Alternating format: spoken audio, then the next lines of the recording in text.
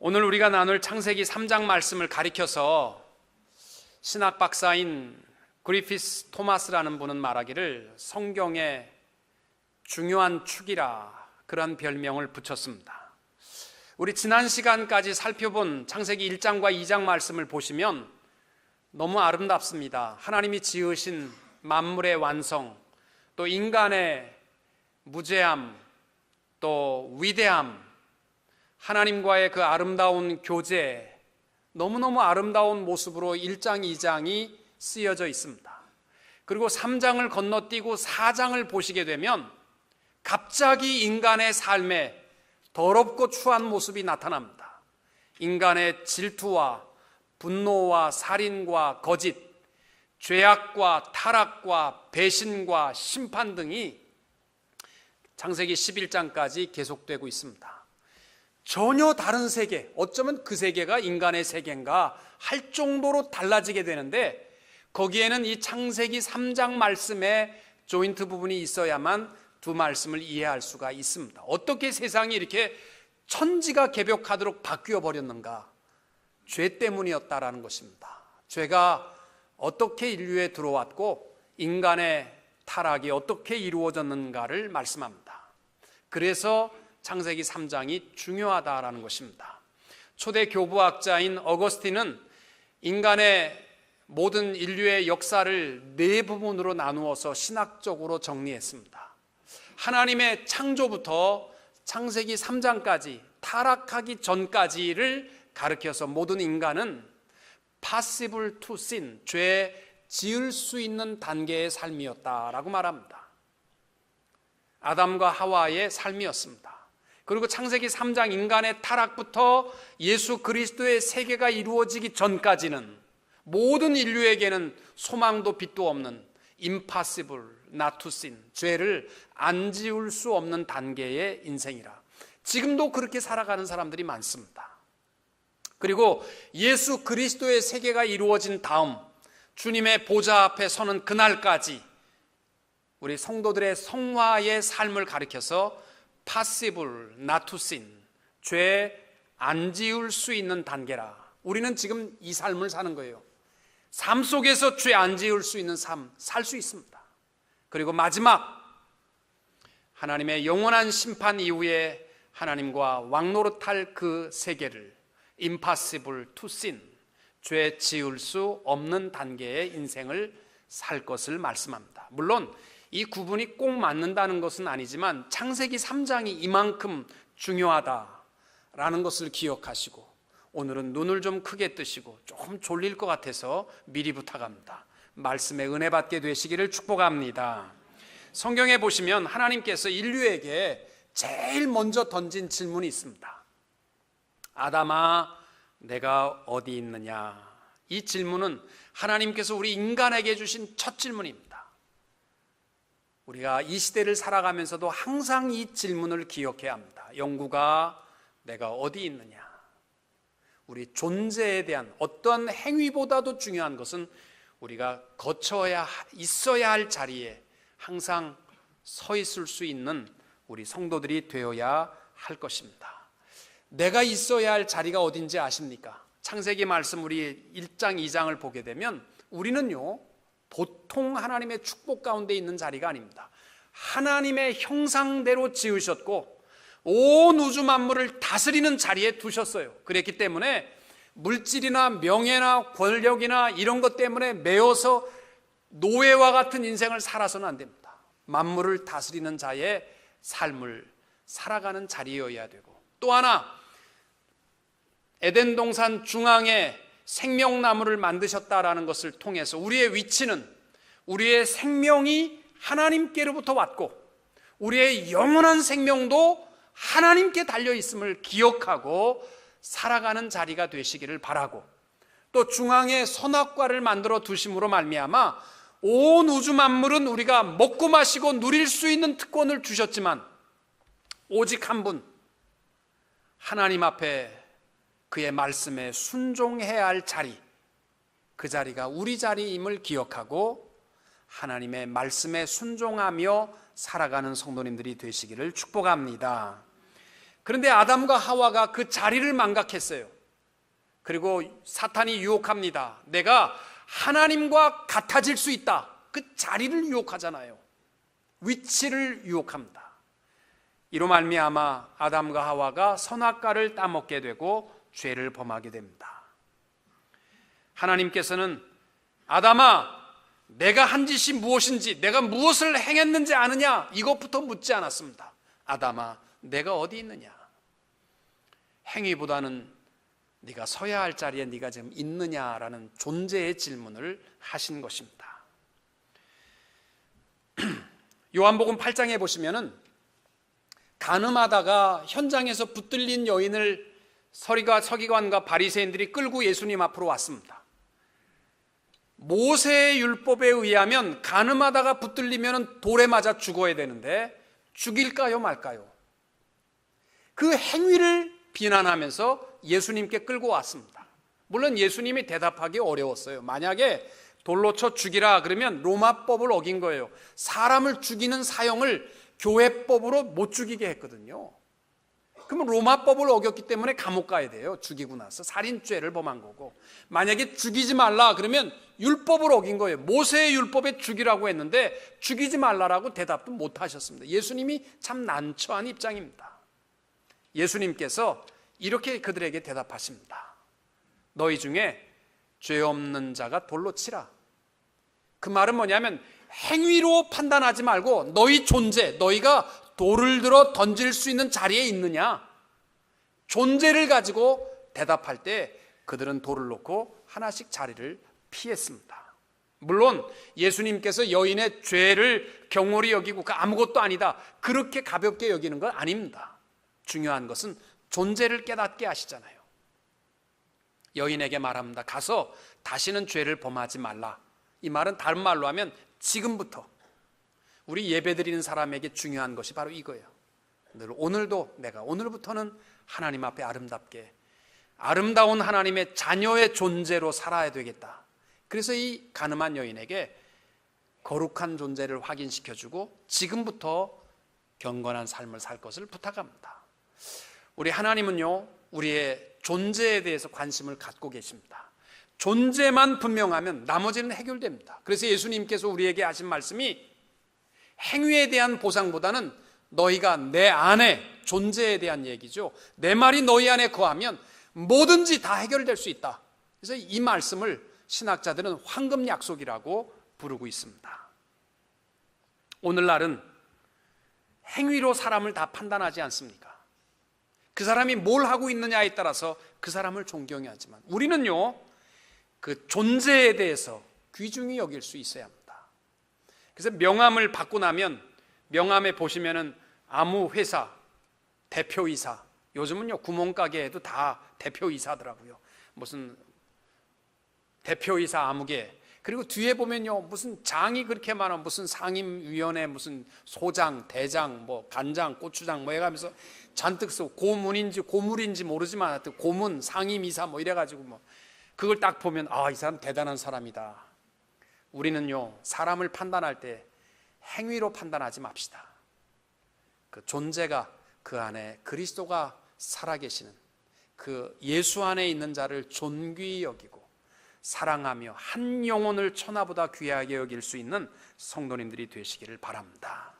우리가 어떤 존재입니까? 모든 우주 만물을 창조하면서 그 중에 하나 창조한 그러한 위치가 아닙니다. 하나님의 형상을 따라 온 우주 만물을 다스리는 자리에 우리를 두셨고, 우리가 죄를 범하였지만 행위를 보지 아니하시고 예수 그리스도의 보혈의 피로 우리를 씻어주사 거룩한 자녀로 삼아 주셨습니다. 하나님 안에 거하는, 하나님께 속한 자의 존재의 기쁨을 가지고 사는 성도님들이 되시기를 주님의 이름으로 축원합니다. 제일 먼저 사탄이 이 유혹하는 모습을 우리가 잘 눈여겨봐야 할 것입니다. 사탄이요 혼자 있는 하와를 유혹합니다. 물론 하와를 넘어뜨리는 것이 목적이 아니고 아담을 넘어뜨리기 위해서 혼자 있는 하와를 유혹하게 됩니다. 성경에 보시면은 하와가 인류의 죄를 가져왔다, 제일 먼저 하와가 넘어갔는데도 그렇게 얘기하지 않고 아담이 죄를 범함으로 온 인류가 죄를 범하였다라고 말해요. 특별히 고린도전서 15장 22절에 보시면 아담 안에서 모든 사람이 죽은 것 같이 이렇게 얘기한 걸 보면요, 남편의 책임이, 아내의 모든 허물에 대해서는요 남편의 책임입니다. 어디 가서요 절대로 아내 흉보지 마십시오. 아내 흉보는 것은 다 바보요. 그것은요 성경적으로 맞지 않는, 모든 책임은 내가 져야 하는 것이 남편입니다. 남편이 하와가 혼자 얼마나 사랑했기 때문에 같이 있다가 혼자 둔 시간에 하와가 넘어지게 됩니다.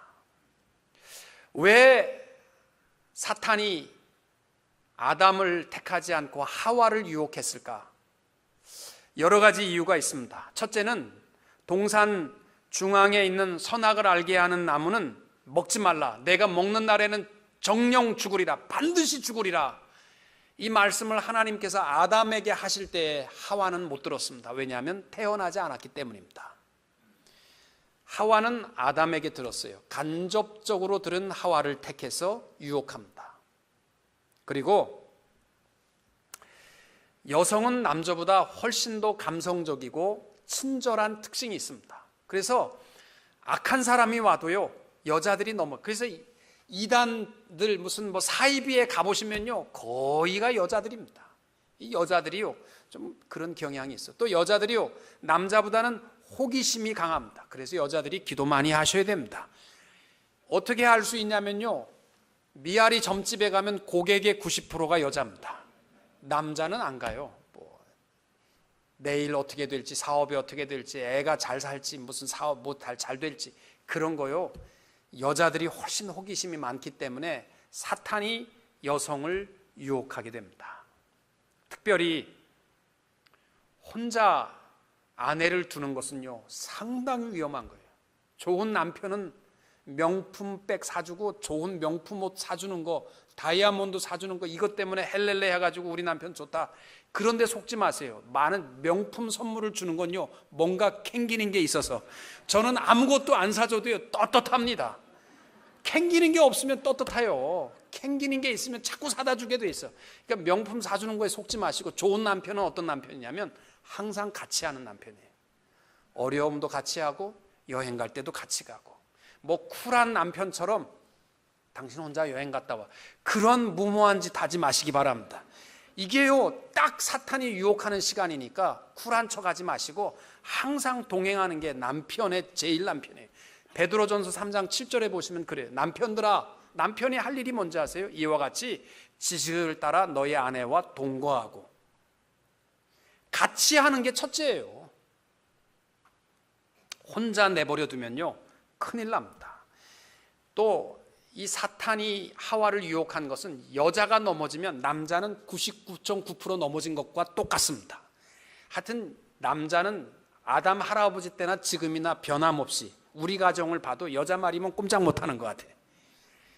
삼손을 보세요. 이 사자를 맨손으로 찢어 죽일 수 있는 파워를 가졌고, 하나님의 소명을 가지고 이 블레셋 땅에 가서 위장 결혼을 해서라도 블레셋을 무너뜨려야 되겠다라는 사명을 가졌던 삼손인데, 그가 비참하게 무너지고 두 눈 다 뺏기는 게 왜 그랬냐? 그 아내 드릴라의 유혹에 넘어졌잖아요. 그래서 결혼할 땐 특별히 기도 많이 하시고, 한 사람들 할 수 없지만 하여튼 기도 많이 하셔야 되지만, 아내 홀로 내버려 두면 자기도 무너진다는 사실을 아시고요 항상 함께 하십시오. 이게 사랑입니다. 사탄이요 하와를 찾아와서 유혹하는 모습의 첫 번째 질문이 뭐냐면, 하나님이 참으로 너희에게 동산 모든 나무의 열매를 먹지 말라 하느냐? 만약에 사탄이 하와에게 선악과 열매 정말 먹지 말라고 했어? 그러면 대답하기 쉬웠을 것 같아. 그런데 사탄이 와서 뭐라고 헷갈리게 질문하냐면, 이 동산의 모든 실과 먹지 말라는 말이 사실이야? 이렇게 질문한 거예요. 당연히 아니죠. 다 먹을 수 있어. 대답이 길어진 거예요. 아니노가 아니라 대답이 길어지면 넘어지게 돼 있어요. 여러분, 악한 영이요 지금도 이단이 교회를 무너뜨리는 건 똑같습니다. 우리도 하나님 사랑합니다. 우리들도 다 경건한 삶 살아갑니다. 우리들도 예수 사랑하고요. 우리들도 예배 다 드리고 우리들도 다 착한 일 많이 합니다. 똑같은 교회입니다. 그렇게요. 겉모양은 같이 해놓고요. 거기에 폭 빠지게 되면 그 다음에 발톱을 딱 내놓고 물어뜯게 돼 있어요. 그때나 지금이나 똑같습니다. 그랬더니 하와가 사단에게 이렇게 대답합니다. 동산 중앙에 있는 나무의 열매는 하나님의 말씀에 너희는 먹지도 말고 만지지도 말라. 너희가 죽을까 하노라. 이렇게 하셨어. 그러나 이 대답은요, 잘못됐습니다. 창세기 2장 17절에 보면 하나님께서 아담에게 분명히 선포하신 말씀은 이거였습니다. 선악을 알게 하는 나무의 열매는 먹지 말라. 내가 먹는 날에는 반드시 죽으리라. 그런데 하와는 두 가지 오류를 범합니다. 첫째는 먹지 말라 그랬는데 먹지도 말고 만지지도 말라라는 말은 하나님의 말씀이 없었어요. 하나님의 말씀은요, 절대 더해서는 안 돼요. 말씀 있는 그대로 믿으시는 신앙이 되시길 바랍니다. 오늘날 신비주의자들이 주장하는 게 그게 성경 신구약 66권에 없는 얘기 많이 합니다. 내가 기도해 보니까, 그것도 뭐 5박 6일 금식해 보니까 하나님께서 내 영안의 눈을 뜨게 하셔서 이 시대에 우리가 이렇게 해야 된다라고 하셨다. 그런데 속지 마십시오. 요한계시록 22장 맨 끝에서 하신 말씀이 있어요. 만약에 이 성경 66권에 더하는 사람들은 계시록에 나와 있는 그 무서운 재앙을 그에게 더하리라 그러셨어요. 우리는 말씀 그대로 믿는 신앙이어야 합니다. 또 하와가 실수하는 게 있습니다. 너희가 반드시 죽으리라 그렇게 말씀하셨는데 죽을까 하노라. 말씀을 50% 깎아서 대답하지 않습니까? 하나님의 말씀을 깎는 일도 해서는 안 됩니다. 이건 자유주의자들이 하는 말이에요. 성경 말씀을 펴보니까 이거는 믿을 수 없고 이거는 사실이 아닌 것 같고 이거는 현실이 안 맞고 다 잘라내고 하나님의 말씀을 찾으려고 하는데 빼서도 안 됩니다. 요한계시록 22장 맨 끝에 보면은 신구약 66권의 말씀에서 내가 빼버리게 되면 생명책에서 내 이름도 빼버리라고 약속하셨거든요. 우리 개혁주의 신앙은 오직 성경은 정확무오한 하나님의 말씀이다. 이렇게 믿는 성도님들이 되시기를 축복합니다. 말씀에 더하고 빼면요, 이건 사탄의 밥입니다. 사탄이요, 두 번째로 하와를 공격하는 게 있습니다. 그게 뭐냐면 말씀을 더하고 빼니까 요거 내 밥이다. 그래가지고 딱 하나님의 말씀에 대해서 단호하게 부정하잖아요. 반드시 죽으리라 그랬는데 사탄이 말하는데 절대로 안 죽는다. 그렇게 하나님의 말씀을 부정하고 얘기합니다. 그 말을 듣고 나니까 하와의 눈에 보였던 선악과가 무섭기만 했었는데 하나님의 이 선악과가 보암직도 하고 먹음직도 하고 탐스럽기도 했다라고 했습니다. 여러분, 영어에 아이 게이트라는 말이 있어요. 눈이 모든 것의 시작의 문입니다. 보는 거 잘 보셔야 돼요. 이 하와의 죄악도요, 보는 것에서부터 시작됐잖아요. 여러분, 예수 믿는 사람들은 볼 것이 있고 안 볼 것이 있어요. 안 보는 게 내 신앙에 도움되면 보지 마십시오. 그런 거 자꾸 봐야 내 마음으로 죄짓게 되고 우리 행동으로 죄짓습니다. 늘 사탄의 유혹에 대해서 경계하고 깨어서 보는 것부터 깨어있는 성도님들이 되시기를 축복합니다. 죄악의 결과가 어땠습니까? 에덴 동산에 그 평화롭고 행복하고 아름다웠던 에덴 동산이 죄로 말미암아 고통과 두려움으로 가득합니다. 오늘날 우리의 인생과 가정도 교회도 똑같습니다. 죄 지으면요, 교회도 재미없고 가정생활도 지루하고 따분합니다. 에덴 동산에 죄 지은 결과가 뭡니까? 부끄러움으로 가득합니다. 자기들이 벗은 줄을 알고 무화과 나무 잎을 엮어 치마로 삼았다. 부끄러워서 견딜 수 없는 거예요. 여러분, 제가 예배 드실 때 보면 어떤 분들은 요 앞에서 예배 드리다가 갑자기 저 뒤로 가다가 그 다음에 저 뒤로 가다가 그 다음에 유아실에서 안 보이는데 예배 드리고 보지도 않고 그냥 가. 목사랑 눈이 마주치기를 두려운 사람들은 조금 문제가 있지 않나 저는 생각합니다.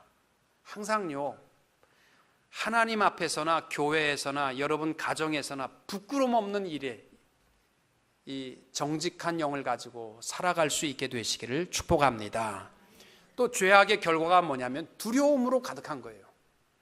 이 아담과 하와가 두려움을 가지고서 하나님의 낯을 피하여 숨었습니다. 여러분, 두려움은 죄악의 결과예요. 하나님 앞에서 담대하게 되시기를 바랍니다. 풍성해서 담대해지는 것 없습니다. 정직하면 하나님이 담대한 힘을 주실 줄로 믿습니다. 요한일서 3장 21절, 만일 우리 마음이 우리를 책망할 것이 없으면 하나님 앞에서 담대함을 얻는다. 아멘. 믿습니다. 항상 우리의 가정과 우리의 일터에서 하나님이 나와 함께 하심 속에 책망할 것이 없는 담대한 그리스도인들이 되시기를 축복합니다. 또 하나, 죄악으로 겪어낸 에덴 동산은 핑계와 불평과 원망으로 가득했습니다. 하나님이 아담에게 너 왜 죄져 그랬느니 그랬더니 하나님이 만들어준 이 여자 때문에, 하나님이 여자만 나에게 안 줬으면 나 죄 안 범하는데 이 아내 때문에 죄를 범했다. 죄를 전가하고 핑계댑니다. 하와에게 너는 왜 죄졌냐? 하나님만 만든 이 뱀 때문에 나를 꿰어서 죄졌습니다. 여러분, 절대로 핑계는 죄악의 결과입니다. 하나님이 원하셨던 대답은 왜 죄졌는지 모르시겠습니까? 하나님, 제가 죄인입니다. 내가 부족합니다. 이 대답을 원하셨던 것입니다. 여러분, 하나님의 세계는요, 접니다. 내가 죄인입니다. 이러한 모습이에요. 절대로 교회에서 이거 원망하고 불평하는 거, 핑계하는 거, 이거는 죄악의 타락한 에덴 동산의 모습입니다. 여러분의 가정도 우리 교회도 우리 오늘 말씀처럼 부끄러움 없는 신앙생활 합시다. 그리고 두려움 없는 담대한 신앙생활 합시다. 그리고 우리 교회는 핑계대고 불평하고 원망이 없는 참된 에덴 동산을 이룰 수 있게 되시기를 축복합니다. 하나님께서 죄 지은 아담과 하와를 보시면서 그들에게 21절에 보니까 손수 가죽 옷을 만들어 입혀주셨다라고 되어 있습니다. 아담과 하와가 부끄러우니까 자기의 죄를 가려보려고 무화과 잎사귀로 자꾸 자기를 가려보는데 이 나무 이파리가 해만 뜨면 바싹 말라서 다 푸석푸석해지고 비가 와도 늘어져서 다 푸석푸석하고 또 바람만 불어도 다 날아가 버리고 다 찢겨버리고 어디 걸려도 가릴 수가 없는 거예요. 그래서 자기의 부끄러움을 가릴 수 없는 괴로움 속에 있을 때 우리 하나님께서 가릴 수 있도록 해주신 것이 뭐냐면 가죽옷이었습니다. 여러분, 마가복음 11장에 보시면 12절 이하에 예수님께서 베다니에서 예루살렘으로 가시다가 시장하셨을 때 무화과 나무를 보시고 가서 보니까 열매가 없어요. 때가 아니기 때문에 열매가 없었어요. 예수님께서 무화과 나무를 저주해서 죽게 했습니다. 왜 쓸데없이 예수님께서 때도 아닌데 열매만 찾다가 없으니까 나무만 죽게 하느냐 그렇게 생각하는데 그 무화과 나무의 비밀이 바로 여기에 있어요. 그 무화과 나무를 저주하고 예루살렘에 들어가자마자 바로 이어질 것이 뭐냐면요, 종교인들을 책망하는 것이었습니다. 교회의 모양은 다 갖추었고 제사의 모양은 다 갖추었는데 아무것도 죄를 덮을 수 없는데도 불구하고 거룩한 모양만 가지고 교회 안을 장사꾼으로 만들고 있는 이 종교인들을 향하여 예수님이 채찍을 들어서 다 내쫓는 일, 바로 그 상징적인 사건이 무화과 잎사귀, 무화과 나무를 저주하는 일과 같습니다. 종교인들이요, 또 우리 윤리와 도덕의 삶이 바로 무화과 나무 잎사귀와 같은 거예요. 아담과 하와가 아무리 내가 힘으로 가려보려고 해도 우리의 죄는 덮을 수 없는 것과 같이 오늘날 세상에 어떤 거룩한 모양의 종교라 할지라도 인간이 만든 것 가지고는요 덮을 길이 없습니다. 죄를 가릴 길이 없어요. 가리는 길은 딱 하나밖에 없습니다. 가죽옷을 입히시니라. 가죽옷이요, 오늘날 무슨 좋은 옷을 입혔다 그러한 의미가 아니라 어느 짐승인지 모르지만 껍질을 홀랑 벗겨서 죽게 하고 피 흘리게 하고 그 껍질로 덮어주었다는 겁니다. 인간의 부끄러움을 가리기 위해서 어떤 짐승이든지 피 흘려 죽는 일을 하게 했습니다. 우리의 죄를 가리기 위함이었습니다. 레위기 4장에 보시면은 너희들이 죄를 범할 때마다 하나님 앞에 속죄제를 드릴지니라. 속죄제를 드릴 때에는 수소장아 송아지나 양과 염소를 끌어다가 껍질을 홀랑 벗기고 피를 흘리게 해서 그 피를 회막한 뿔에 바르고 피 한 방울도 땅에 떨어지지 않도록 제단에 뿌리고 고기는 각을 떠서 하나님 앞에 번제물로 불살라 드릴지니라. 죄를 가리우는 것은요, 세상의 윤리나 도덕이나 무슨 거룩한 삶이 아니라 희생의 피 흘림을 통해서 이루도록 하셨던 것입니다. 그것이 바로 예수 그리스도께서 우리를 위해서 십자가에 죽으신 사건을 예표하는 것이었습니다. 로마서 3장 23절 이하에 보면 이렇게 말씀합니다. 모든 사람이 죄를 범하였음에 하나님의 영광에 이르지 못하더니 세상에 어떤 방법도 할 수 없다는 거예요. 그리스도 예수 안에 있는 속량으로 말미암아 하나님의 은혜로 값없이 의롭다 하심을 얻은 자 되었느니라. 피 흘림을 통해서 우리에게 가죽 옷 입혀주셨다는 거예요. 이 예수를 하나님이 그의 피로써 믿음으로 말미암는 화목제물로 세우셨으니 이는 하나님께서 길이 참으시는 중에 전에 지은 죄를 간과하심으로 자기의 의로우심을 나타내려 하심이니. 여러분, 우리 이 시대에 우리의 부끄러움을 가릴 수 있는 것은 이제부터 깨끗하게 살아야지 그게 아닙니다. 피 흘림을 통하여 가죽옷을 입혀주심으로 가리었듯이 예수 그리스도의 보혈의 피만이 우리를 온전히 덮어주시고 죄에 대해서 기억지 아니하시는 축복을 우리에게 주시는 줄로 믿습니다. 우리가 성도라는 이름을 가질 수 있는 것은 바로 예수 그리스도의 십자가의 피 흘림을 통해서 그 껍질로 우리를 덮으셨기 때문입니다. 그래서 히브리서 9장 22절에 보시면은 율법을 따라 거의 모든 물건이 피로써 정결하게 되나니 피 흘림이 없은즉 죄 사함이 없느니라. 구원과 영원한 생명은 우리가 만든 종교나 윤리로 가는 것, 얻는 것은 아닙니다. 우리의 노력은 한갓 무화과 나무 이파리에 지나지 않습니다. 곧 죄악의 치부는 드러납니다. 영원토록 우리를 덮어주시고 죄를 깨끗하게 해주시는 것은 오직 예수의 피밖에 없는 줄로 믿습니다. 찬송가 254장의 내용이 그것입니다. 내 주의 보혈은 정하고 정하다. 내 죄를 정케 하신 주 날 오라 하신다. 같이 부릅니다. 내가 주께로 지금 가오니 십자가의 보혈로 날 씻어 주소서. 아멘. 범죄는요, 순간적 쾌락을 갖다 줄지는 모르지만 에덴 동산을 파괴합니다. 여러분의 가정도 파괴하고 여러분의 심령도 파괴합니다. 그리고 죄의 문제는요, 덮을 길이 없습니다. 오직 예수님께서 피 흘려 죽으심으로 우리를 정결하게 씻어 주신 줄로 믿습니다. 우리가 다 하나님 나라에 갔을 때에 너 착하게 살아서 천국 갈 사람 없습니다. 예수 그리스도를 믿는 믿음으로 성결한 그리스도인의 존재로 살아가는 성도님들이 되시기를 주님의 이름으로 축원합니다. 기도하겠습니다. 하나님 아버지, 하나님의 말씀의 불순종의 결과가 행복한 에덴 동산의 모든 평화를 깨뜨리고 부끄러움과 두려움과 원망과 불평으로 가득한 세상으로 바뀐 것을 나누었습니다. 하나님 아버지, 행여나 우리 인생의 나머지 시간을 원망과 불평과 핑계와 두려움 속에 갇혀있는 자들이 되지 않게 하시고 자유함과 기쁨을 가지고 살아가게 하여 주옵소서.